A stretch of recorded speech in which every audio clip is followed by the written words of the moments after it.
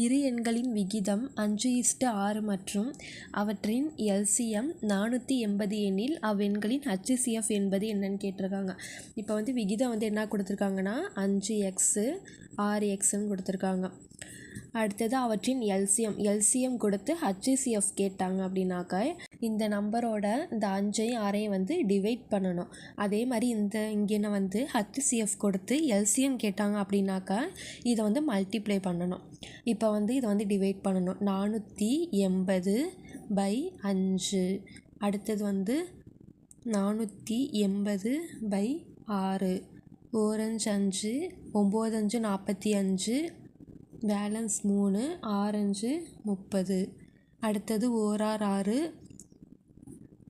8 48, 0. இப்போ வந்து 96 80ன்னு ஆன்சர் வந்திருக்கு.